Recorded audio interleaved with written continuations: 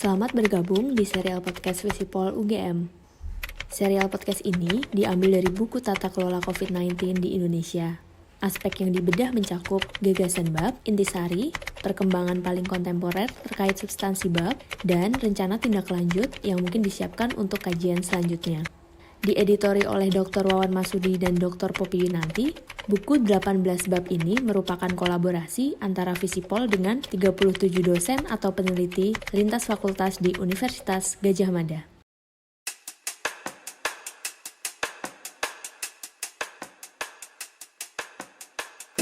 Di Indonesia kan bidang kesehatan tapi lebih fokus pada penyediaan sarana kesehatan gitu. Halo para pendengar, selamat datang di serial podcast Fakultas Ilmu Sosial dan Ilmu Politik Universitas Gadjah Mada. Kali ini kita masih dengan topik tata kelola COVID-19 di Indonesia. Pada 2 Mei 2020 telah terbit buku yang ditulis oleh 37 dosen dan peneliti dari Visipol dan juga lintas fakultas di UGM. Diedit oleh Dr. Wawan Masudi dan Dr. Poppy S. Winanti. Kita tahu bersama pandemi COVID-19 telah menyebar di seluruh dunia termasuk di Indonesia. Buku ini adalah terbitan paling awal terkait dengan topik ini. Nah, sumbangsih pemikiran kita ini diterbitkan oleh Gadjah Mada University Press. Versi e-booknya dapat para pendengar unduh secara cuma-cuma melalui portal Gadjah Mada University Press. Bisa diakses melalui digitalpress.ugm.ac.id. Nah, saya Muhammad Rum dari Departemen Ilmu Hubungan Internasional sudah bersama dengan Dr. Amalinda Safirani. Kami biasa memanggil beliau dengan sapaan Mbak Linda atau juga Mbak Kadep karena Mbak Linda adalah Ketua Departemen Politik dan Pemerintahan Universitas Gadjah Mada. Bagaimana kabarnya, Mbak? Alhamdulillah sehat. Mas Rum gimana kabarnya? Alhamdulillah sehat. Ini walaupun kita work from home harus tetap semangat ya Mbak Linda ya. Nah, gelar PhD Mbak Linda ini diperoleh dari Universiteit van Amsterdam, negeri kincir angin. Nah, langsung aja ya Mbak. Mbak Linda bersama Dias Prasongko menulis bab 14 dalam buku ini ya Mbak. Berjudul Kekuasaan, Ilmu Pengetahuan, dan Tata Kelola Penanggulangan COVID-19. Ya. Nah, teman-teman semua bisa temukan di halaman 255 sampai 273. Pertanyaan pertama nih Mbak dari saya, karena saya juga sudah baca babnya, menarik sekali. Saat membaca tulisan Mbak Linda dan Mas Dias, saya terngiang beberapa adagium ya tentang kekuasaan dan ilmu pengetahuan. Misalnya dari Michel Foucault misalnya mengatakan knowledge is power. Banyak juga yang mengatakan power shapes knowledge. Jadi gimana nih Mbak, menurut Mbak Linda mengenai adagium itu? Yang benar yang mana tuh? Semuanya benar Mas, itu masalahnya. Atau semuanya salah? Atau semuanya salah? Semuanya salah, jadi semuanya benar dan semuanya salah. Artinya memang justru itu uniknya pengetahuan di era sekarang dan khususnya di saat pandemi, di mana pengetahuan sendiri tentang virus ini apa, cara mencegahnya seperti apa cara obatnya apa itu belum ada. Jadi saat ini peradaban manusia sedang mencari sendiri pemahaman terhadap situasi yang juga sedang berlangsung. Kebayang nggak? Kayak lagi mau bikin ada satu mungkin peribahasa atau ungkapan ya yang membangun membangun kapal sambil berlayar. Nah itu kan susah banget ya. Makanya what types of knowledge yang nggak tahu, kita harus cobakan saja mana yang paling mana yang paling bekerja gitu, yang mana yang paling bisa digunakan gitu. Nah jadi awalnya itu saya tuh bingung kan sebagai warga negara gitu ya di Indonesia ini gimana sih, orang kok ada yang bilang A misalnya, ada yang bilang B gitu, ada yang pakai lockdown di negara-negara lain, terisolasi semuanya, ada yang santai-santai aja gitu, atau lockdown terbatas atau Ada yang lockdown kemudian konsekuensinya ini, ada yang model-model negara lain yang lain lagi gitu. Terus Indonesia terus di mana gitu? Indonesia awal-awal sok-sokan nggak on denial gitu, oh nggak ada virus, kemudian malah bikin kebijakan yang ekonomi gitu. Iya.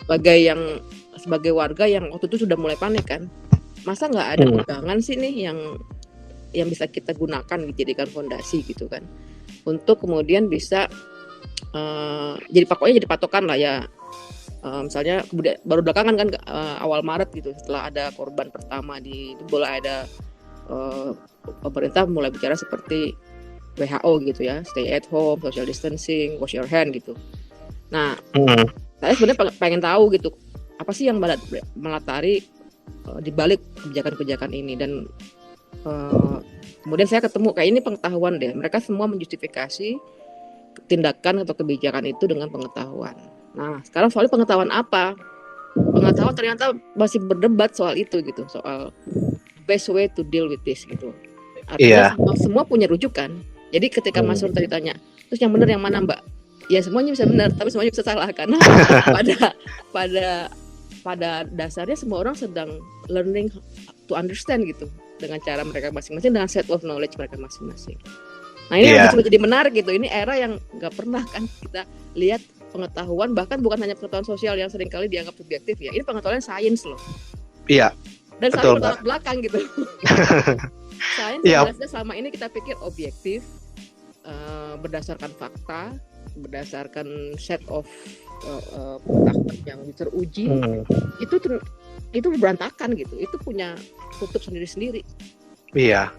Ya kita juga jadi bingung ya Mbak, ketika membaca banyak sekali laporan yang berbeda-beda, terutama di periode-periode awal kali ya Mbak ya, kayak di November, Desember, Januari, itu banyak sekali informasi-informasi yang ya kita sendiri tidak mengetahui banyak pengetahuan ya untuk memverifikasinya.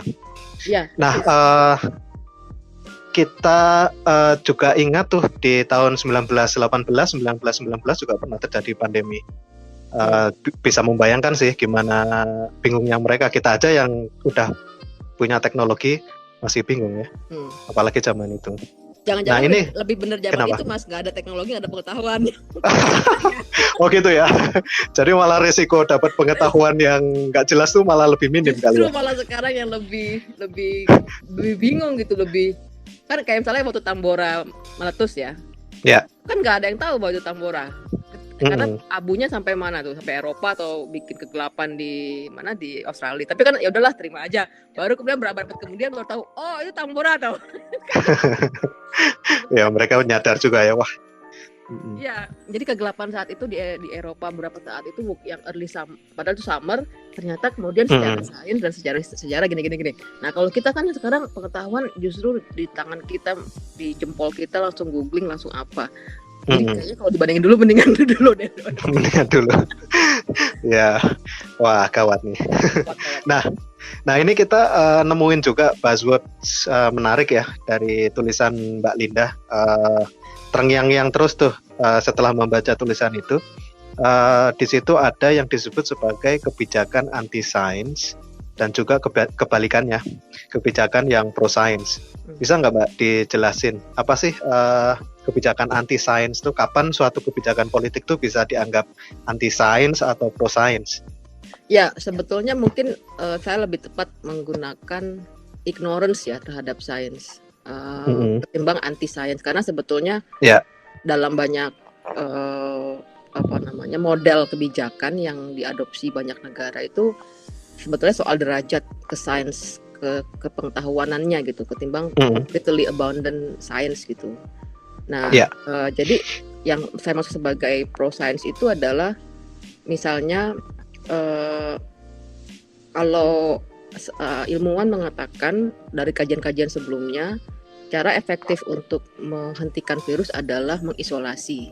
Itu banyak jurnal-jurnal sains, jurnal-jurnal pengetahuan, jurnal epidemiologi, virologi, public health terkait dengan virus yang mengatakan tersebut gitu.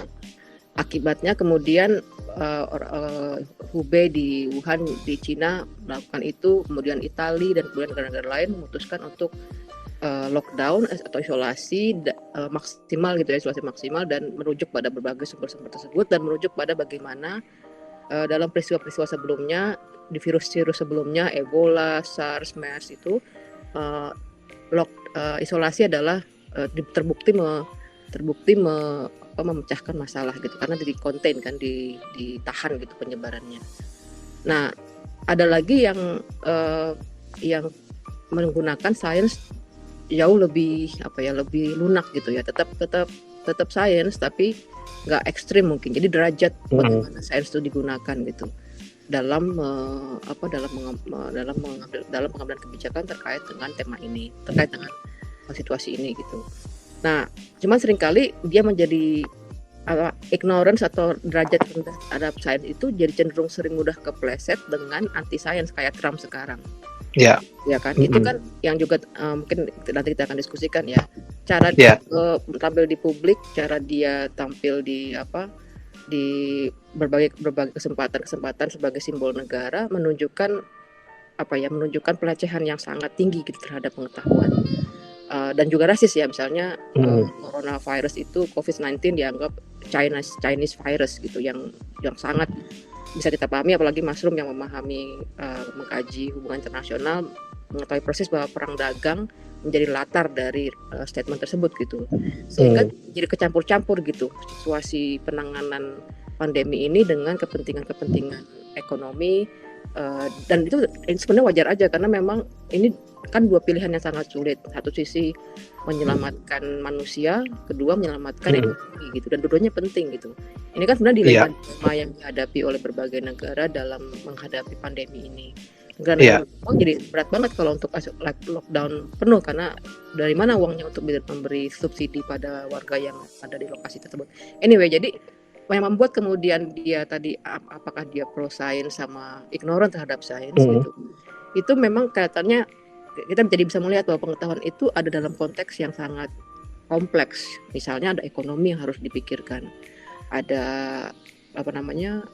ada juga infrastruktur kesehatan yang harus dipikirkan.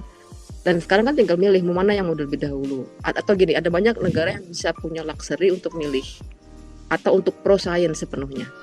Sementara ada negara-negara yang relatif negara-negara berkembang misalnya secara ekonomi masih terbatas, it's not an option anymore gitu, karena mereka sulit sekali untuk bisa memutuskan women first, human first atau economic later, atau economic first, human later. Jadi kayaknya terasa banget dilemanya, terutama bagi negara-negara seperti Indonesia gitu. Dan konteks sains itu adalah menurut saya berada dalam situasi itu gitu, yang membuat kemudian sikap-sikap anti sains atau sikap-sikap ignorance terhadap sains adalah di mana berada dalam konteks seperti itu gitu. Jadi bukan dia mau adaptasi apa enggak, tapi terjadi seleksi gitu. Ya, kita lihat juga banyak anjuran-anjuran yang diperoleh dari ilmu pengetahuan itu memang sifatnya dilematis ya Mbak ya. Jadi misalnya soal lockdown tadi, itu kan pasti akan bersinggungan dengan kepentingan sosial ekonomi ya. Betul. Nah, ini kita tadi Mbak Linda juga menyinggung soal Trump tuh. Trump kan sudah disband National Security Council Pandemic Unit yang dulu dibangun dan disupport Barack Obama ya. Banyak sekali yang mengkritik, ini nih kebijakannya sangat anti science gitu. Menurut Mbak Linda, mengapa sih kebijakan politik yang kayak begini, blunder anti science kayak begini itu masih tetap saja bahkan di negara sekalipun bisa lolos gitu, bisa jadi satu kebijakan politik? Ya, mungkin kembali pada tadi ya, para pemimpin di banyak negara itu berhadapan dengan situasi yang sangat sulit, dua-duanya penting dan bukan sesuatu yang bisa dipilih gitu, either or. Ketika akhirnya mereka dipaksa milih either or, kebanyakan kemudian memikirkan yang lebih jangka panjang secara ekonomi gitu. Nah, sebenarnya dari sisi kebijakan publik rasional aja gitu ya. Cuman yang nggak rasional itu dari segi etis gitu. Apakah bisa kita membenarkan mengutamakan ekonomi di atas korban-korban kematian manusia. Itu kan soal etis kan. Karena kalau soal ekonomi, soal itu kan rasional aja, rasional mana yang cost-nya paling minimal untuk ekonomi bangsa, kira-kira kan gitu. Jadi kalau udah ngomong rasionalitas ekonomi ketimbangannya, maka etis menjadi nomor sekian gitu. Dan itu kan yang menjadi gimana ya, secara naluri manusia kok tega banget sih kan gitu kan. Tapi mungkin karena unitnya adalah unit negara makro yang dipikirin bukan cuman ya, akhirnya kemudian jadi sedih kan kita, kematian itu hanya angka persentase aja ya. Misalnya sekarang berapa meninggal, berapa korban, misalnya berapa udah mencapai lebih dari 10.000 ya Indonesia misalnya. Korban tenaga kesehatan 65, sangat tinggi di dunia gitu ya. Itu hanya jadi angka gitu. Karena yang jadi angka kematian jadi statistik belaka yang tidak menjadi apa istilahnya concern, kemudian menjadi keprihatinan dan menjadi basis bagi pengambilan kebijakan. Nah, jadi mungkin itu ya Mas ya yang saya pikir lagi ya, kenapa sih saya pikir lagi, artinya pengetahuan itu tidak berada di ruang hampa mungkin ya. Dia berada dalam tarik-menarik dilema-dilema yang dihadapi manusia, dan pengetahuan itu akhirnya menjadi apa ya, alat untuk menjustifikasi gitu. Misalnya yang saya juga tulis di buku itu, di bab itu ya, anjuran untuk berjemur di saat panas mulai jam 10 sampai jam berapa gitu kan, ada anjuran kan, Menteri Kesehatan pun melakukan itu. Di kampung saya banyak tuh Mbak yang kayak gitu. Iya. karena memang anjuran yang, tapi itu ada sebenarnya ada nalarnya, yaitu cuaca tinggi, suhu yang tinggi akan mematikan virus. Dan itu padahal masih diperdebatkan. Karena yang juga saya tulis di situ ya, karena misalnya ada jenis virus yang mati di daerah tropis ya, tapi juga ada virus yang tetap malah badung, malah nakal dan bertahan di wilayah tropis. Dan juga di sebaliknya, virus influenza apa segala itu kadang mati di daerah dingin dan hidup di daerah panas dan sebaliknya gitu. Nah, itu belum ditemukan untuk bisa mengatakan itu secara saintifik ya, sehingga lagi-lagi ini menjadi perdebatan gitu. Tapi kan dengan mengatakan bahwa bentar lagi musim panas di Indonesia nih, berarti virus akan mati, itu memberikan harapan kan. Ya udah nunggu aja panas gitu. Itu misalnya pengetahuan seperti itu Mas, dan itu menjadi instrumen bagi bagi pengambil kebijakan untuk mendukung kebijakannya gitu. Iya, bahayanya kalau orang percaya musim panas nih virus bakal mati, terus akhirnya social distancing atau physical distancing yang dikampanyekan jadi sama sekali nggak efektif gitu Mbak. Ya persis, karena itu kan berdasarkan jenis pengetahuan yang lain kan, yang tadi terisolasi atau half isolation lah, jadi nggak ada orang karena virus menyebar dan seterusnya. Sehingga ya betul-betul ini kan dua jenis pengetahuan kan yang bertabrakan, dan kita sebagai warga kan jadi kipi ya tuh bingung kan mana dipakai ini. Iya. Nah, kita tadi banyak bicara secara umum ya di level global. Kalau Indonesia gimana Mbak? Potensi diadopsinya kebijakan yang tidak didasari pengetahuan yang teruji itu sejauh mana sih? Setinggi apa sih risikonya di Indonesia? Ya sebenarnya di awal-awal Januari Februari ya, sebelum korban pertama secara resmi disampaikan oleh pemilik otoritas presiden gitu, itu kan Indonesia yang menurut saya denial ya, yang yang saat itu akhir Desember itu virus udah mulai menyebar di Wuhan, dan kalau nggak salah mereka udah mulai lockdown itu di periode itu. Indonesia masih santai kayak di pantai kan. Waktu itu misalnya banyak kebijakan yang betul-betul mengabaikan peluang virus itu menyebar secara luas. Ada kebijakan insentif wisata gitu, terus membayar influencer, alokasi dana publik untuk influencer, untuk pariwisata. Menteri Kesehatan kemana-mana belum pakai masker, untuk menunjukkan nih gua aja menteri nggak pakai masker, berarti akan baik-baik aja. Itu kan simbol-simbol yang ingin disampaikan, simbol yang kemudian pesannya maknanya itu gitu. Nah, baru kemudian kan di awal Maret ketika ditemukan, kemudian pemerintah mulai memikirkan secara lebih serius dan mulai menggunakan rujukan-rujukan seperti yang sudah dikodifikasi oleh WHO gitu, lembaga-lembaga yang memiliki otoritas di bidang kesehatan gitu. Kalau saya rasa di Indonesia itu mungkin bukan ignorance terhadap sains ya, tapi ada memilih jenis sains yang bisa inline dengan kebijakan yang sedang diambil. Mungkin lebih tepat begitu ya. Sehingga sains yang diambil itu, yang digunakan itu adalah yang kira-kira kompatibel dengan kebijakan. Tadi misalnya atau yang juga sekarang digunakan di banyak negara itu soal konsep herd immunity. Bahwa sekelompok orang bahwa virus akan mati dengan sendirinya ketika sekelompok orang bisa menjadi benteng bagi kelompok yang lain gitu.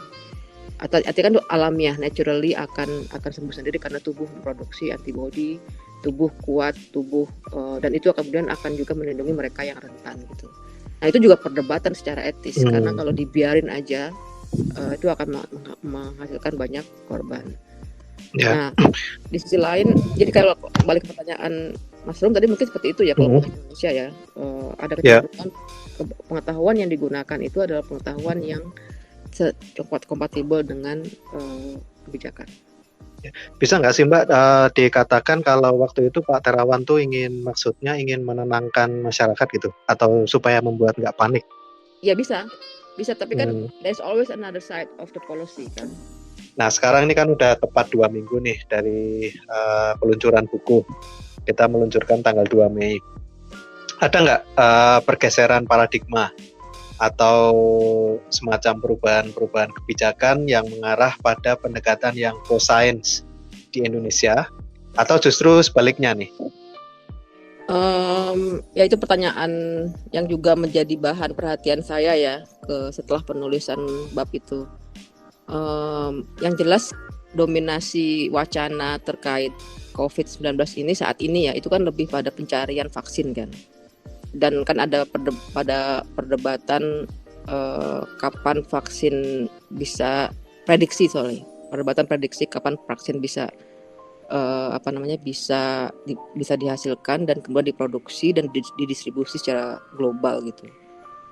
WHO kan sangat konservatif kan prediksinya, 2021 kan baru bisa vaksin ada dan disebarluaskan, dan artinya kalau vaksin ada berarti permasalahan penyebaran pandemi otomatis akan berakhir gitu, akan selesai gitu. Nah jadi saat ini kayaknya sudah ada fase normalisasi dalam pengertian rejim politik yang punya sikap tertentu dan didukung oleh sains tertentu juga sebagai sebuah kenyataan, sebagai sebuah ya udahlah Indonesia kayaknya gini, Italia gini, Swedia gini, Malaysia gini dan seterusnya gitu ya.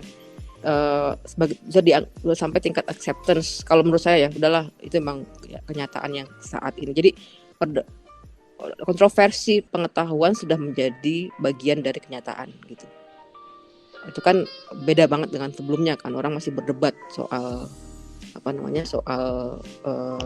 mana yang etik seperti apa ini gimana, karena mungkin secara psikologis udah pada capek juga dibandingkan dengan 2 minggu 3 minggu lalu ketika masih ada banyak energi yang marah gitu dengan policy berbasis pengetahuan yang tidak dianggap tidak etis gitu. Tadi sebagaimana tadi saya bilang.